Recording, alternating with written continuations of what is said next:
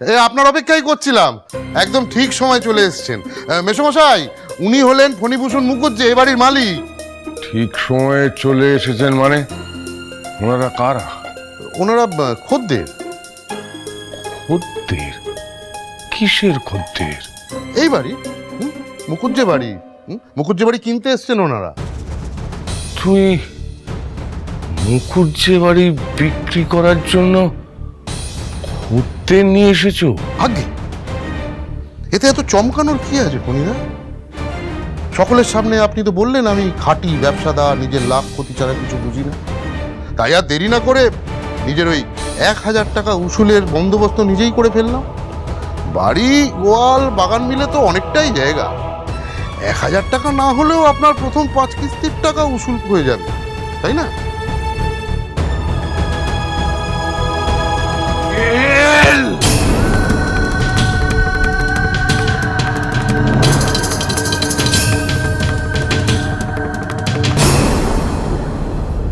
জানো কর্তা, সবার থেকে শুনে শুনে না আমার মনে হতো আমি বোধহয় বাড়ির সব। এই সংসারটাকে আমি বেঁধে রেখেছি, আমি এ বাড়ির কর্ত্রী। কিন্তু না গো, আমি ভুল ভাবতেন। আমি সংসারকে কিচ্ছু দিতে পারিনি, উল্টে শুধু এই সংসার থেকে নিয়ে গেছি। এসে সামলালে কি আর সংসার সামলানো হয়? সংসারকে বেঁধে রাখার কোনো যোগ্যতাই আমার ছিল না।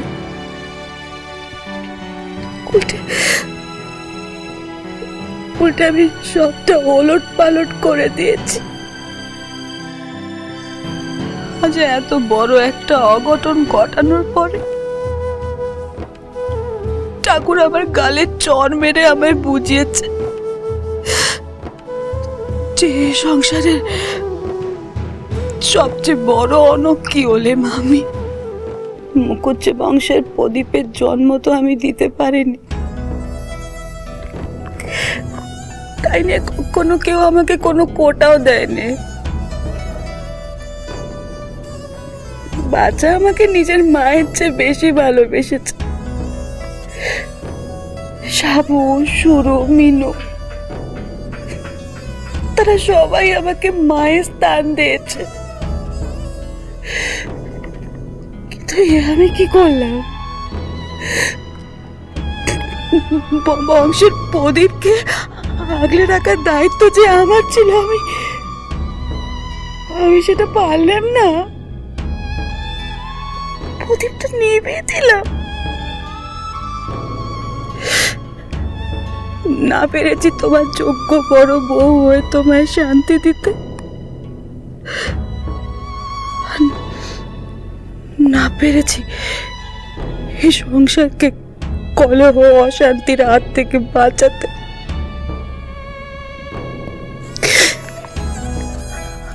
আমি তাদেরকেও বাঁচাতে পারিনি যারা আমার মায়ের চেয়েও বেশি ভরসা করত, আমার কোল আলো করেছিল যারা। পারিনি বাঁচাতে, আমি হেরে গেছি, হেরে গেছি।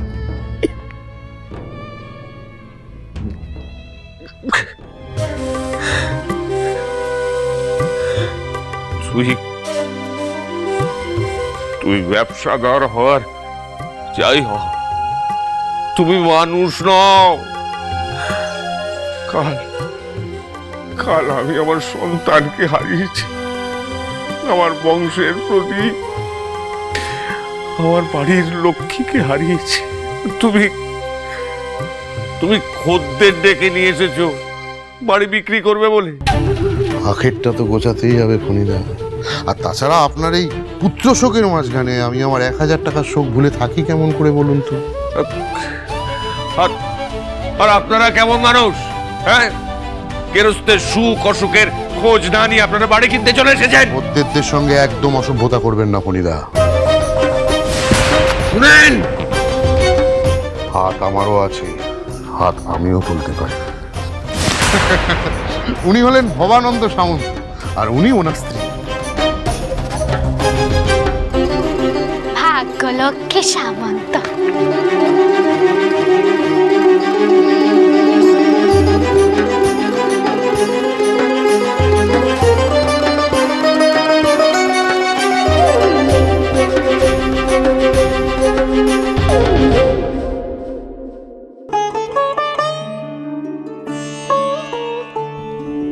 সত্যি বলতে এই সংসারে আমার কোনো প্রয়োজনই ছিল না।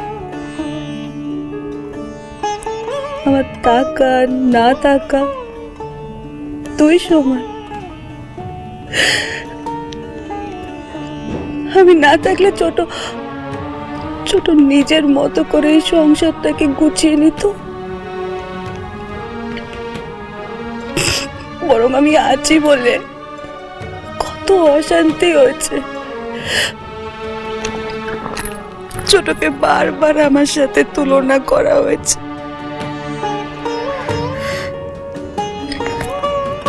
তোমার এই সংসারে বাড়তি হওয়া সত্ত্বেও আমি কেন এখানে থেকে গেছি জানো কর্তা? কারণ একটাই, বাচ্চা। সে যে আমার 7 রাজার ধন এক মানিক। ওরে বড় মা ডাকটা না আমাকে কখনো এ বাড়ি ছেড়ে যাওয়ার কথা ভাবতে দেয়নি। যতবার ভেবেছি চলে যাব, ততবার মনে হয়েছে বাচ্চাকে তার পছন্দের রান্নাগুলো কে করে খাওয়াবে। বাচ্চার জ্বর হলে তার মাথায় জল পট্টি কে দেবে। বাচ্চা যখন আবদার করবে যে পায়েস খাবো, তখন পায়েসটা কে রান্না করে খাওয়াবে তাকে।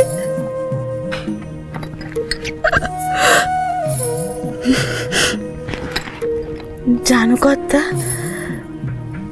বাচ্চা যেদিন বিয়ে করে বৌমাকে বাড়িতে নিয়ে এলো, আমার না মনে হয়েছিল আমার নিজের মেয়ে আছে এই বাড়িতে। বৌমা কখনো আমাকে তার সামনে ভাবেইনি। আমি ছিলাম তার সই। আমাকে বলতো, জানো তো, তুমি আমার শাওরি মা নাকি? তুমি তো আমার বড় মা। অনেক স্বাদ ছিল কথা। এই সংসারটাকে নিজের মতো করে সাজাবো, কিন্তু মানে একটা ভুলে সবটা ধ্বংস হয়ে গেল। সব ধ্বংস হয়ে গেল।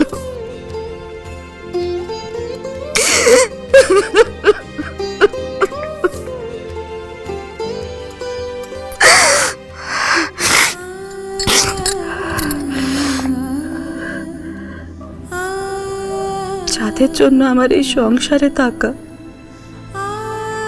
যাদের জন্য বেঁচে থাকা,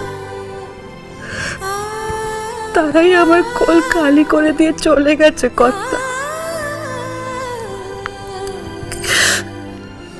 বাচ্চা চলে যাওয়ার সাথে সাথে এই সংসারের সাথে আমার তারটাও চিড়ে গেছে।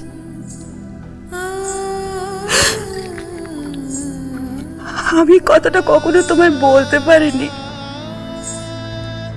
তোমার কষ্ট হবে ভেবে। কিন্তু কথা, আমার না মনটাই মরে গেছে। এই সংসারটাকে আগলে রাখার যে দায়িত্ব তুমি আমায় দিয়েছিলে, আমি আমার সর্বস্ব দিয়ে সেটা আজ অব্দি পালন করেছি। এবার আমার একটু ছুটি দাও না গো কর্তা। আমি আমার বাচ্চার বৌমার স্মৃতিটুকুকে মনের মধ্যে জড়িয়ে একটু শান্তিতে দুদণ্ড চিরুরি।